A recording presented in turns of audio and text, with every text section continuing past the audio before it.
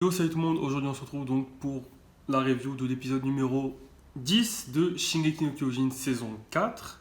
Alors cet épisode était plus tourné sur la politique, on a appris des trucs et tout, un peu l'aspect géopolitique de l'univers que de l'action ou quelque chose d'autre que comme ça. Genre, pas comme l'épisode d'avant, on avait eu quelques petites révélations sur Sig, etc.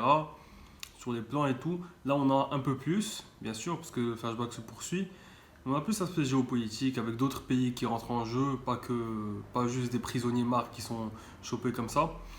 Ouais, notamment que quand Azumabito, etc. On va y revenir. Tout d'abord, j'aimerais vous parler d'une scène qui m'a marqué dans l'épisode, dont j'avais totalement oublié l'existence dans le manga. Bien sûr, cette vidéo ne va absolument pas spoiler le manga, ne vous inquiétez pas. Je ne vais pas vous spoiler les scans que j'ai lus. Donc ça, je me rappelais, ça fait longtemps que j'ai lu, je me rappelle plus très bien.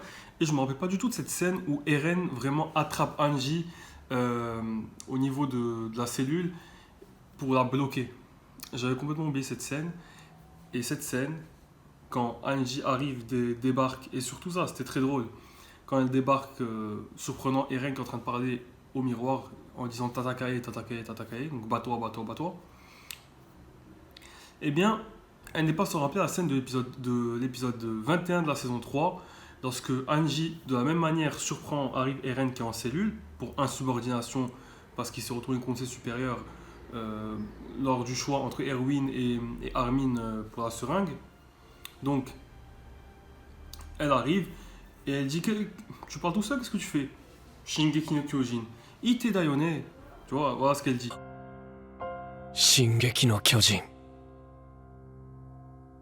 だよね今やっいえてたよね二人とも今の見たでしょ君の巨人の名前でしょなんで誰もいないのに一人で喋っていたのもういいだろハンそれどういうこと何しに来たんですか Tu disais, c'est quoi, c'est le nom de ton titan, c'est Shingeki no Kyojin, et même réaction, Eren dit exactement la même chose. Nani Kokuni, je sais plus ce qu'il dit exactement, mais qu'est-ce que tu viens faire là? Qu'est-ce que vous venez faire là, Anji-san? Il dit pareil ici. Donc même scène, sauf que là on a des années-lumière parce que dans la saison 3 il était un minimum respectueux, même si bon, il a un peu crié quand il a dit ce que vous êtes venu faire ici. Là, c'est plus aucun respect. Et ce qui m'intrigue, c'est que quand elle lui demande pourquoi tu as fait ça, pourquoi tu as attaqué Mark, tu as attaqué le. Enfin, il a littéralement répondu à la déclaration de guerre de Willy Tybur. Bien sûr, c'est pas vraiment lui qui a déclaré la guerre en premier, mais c'est lui qui a commencé les hostilités. Donc c'est pas pareil, mais c'est quand même, ça change grandement. On n'a plus l'issue de paix à laquelle, par exemple, Armin pouvait aspirer. Là, il a mis l'île du paradis en danger face au monde entier. Maintenant, à cause de lui, le monde entier qui était présent à cette conférence sait que, valide le fait que Eren Yeager est bien un criminel et dangereux et peut déclencher le grand terrassement, comme l'avait dit Willy Tybur. Donc, il n'y a aucun moyen de revenir sur cette affirmation. L'île du paradis aurait pu s'approcher des pays du monde pour leur dire non, n'écoutez pas Willy, c'est faux, Eren n'est pas un danger, on veut juste la paix, certes, on va utiliser le grand terrassement comme signant cet épisode avec Sig pour moyen de dissuasion. Non, en fait, ça justement, ça c'est l'option si la paix ne marche pas, on vous veut aucun mal, on va pas déclencher le grand terrassement et tout. Ben non, à cause de Eren, hop, ils prennent tous en compte la menace de Eren Yeager. Et ils prennent au mot les paroles de Willy Tybur. Mais ce qui est marrant, c'est que d'après l'épisode 2, c'est Sig qui a suggéré, d'utiliser la famille Tybur pour annoncer, pour raconter l'histoire des titans, etc. Donc c'est peut-être, donc moi je le dis sans vous spoiler, je ne m'en souviens plus du tout, mais peut-être que Eren et Sig se sont parlé avant, donc quand ils étaient dans le camp de Revelio, avant que Sig propose cette idée aux autres Senshin, aux autres guerriers, d'appeler la famille Tybur, et que c'était voulu tout ça. La famille Tybur devait venir, c'est Sig qui a aidé à Eren à fomenter ce plan.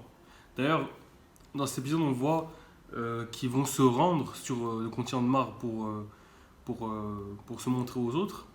Et je me demande, du coup, est-ce que c'est pour ça? Est-ce qu'ils étaient déjà sur place quand Eren leur a envoyé la lettre, parce que je me suis toujours dit, la lettre, il n'a pas pu l'envoyer à l'île du paradis, je pense pas qu'une adresse postale dans cette île recluse où personne ne s'aventure, peuplée de titans, donc ça veut dire qu'il devait déjà être sur place. D'autant plus qu'on voit Jean dans l'épisode 1 à la fin de l'épisode 1, même si dans le manga ça n'y est pas. Voilà, plusieurs aspects intéressants. On voit qu'ils font toujours pas confiance à Sig. On voit que Pixis, qui a arrêté Yelena et les autres, c'était pas prévu par le bataillon. Donc on a même là un peu une divergence entre les deux factions de l'armée au sein du même camp. Ça c'est intéressant, même si je pense pas qu'il y aura vraiment un conflit entre les deux. C'est juste que Pixis a pris les initiatives un peu comme dans la saison 3, partie 1, où c'est lui qui a mené le coup d'état et fait ce pari avec Erwin de renverser la royauté en place. Ben là, c'est pareil, il fait pas un coup d'état, mais c'est lui qui prend les devants pour... c'est lui qui mène la mise en état d'arrestation entre gros guillemets de Yelena et les autres. Sig reste dans sa petite forêt avec certains membres visiblement du bataillon qui le surveillent. Donc voilà, c'est là où il séjourne. Et ce qui est très intéressant, c'est qu'on a déjà on apprend que Mikasa fait partie du clan Huzel ou je sais plus quoi, et que donc on apprend que Fritz, le roi Fritz à l'époque, était le clan des Fritz était donc ami avec le clan de Hazuel, de la branche de, je me souviens plus très bien, mais de Mikasa, et que ils étaient tous les deux sur l'île du paradis, mais ils ont été abandonnés un peu comme les autres Eldiens, un peu comme les Eldiens plutôt, parce que les Hazuel ne sont pas les Eldiens. Et du coup, Mikasa est un peu la descendante d'une royauté perdue, donc c'est pas mal. On a la royauté on a Eren qui est lié entre guillemets à la famille royale de par son frère, etc. Entre guillemets, hein. Et Mikasa qui l'est aussi maintenant, mais vient d'un autre pays. Donc c'était plutôt sympathique d'avoir ce petit lore de Shingeki no Kyojin. C'était intéressant. Même si au final c'était un peu un prétexte pour choper les ressources de l'île du paradis. D'ailleurs maintenant on sait que les ressources de l'île du paradis c'est des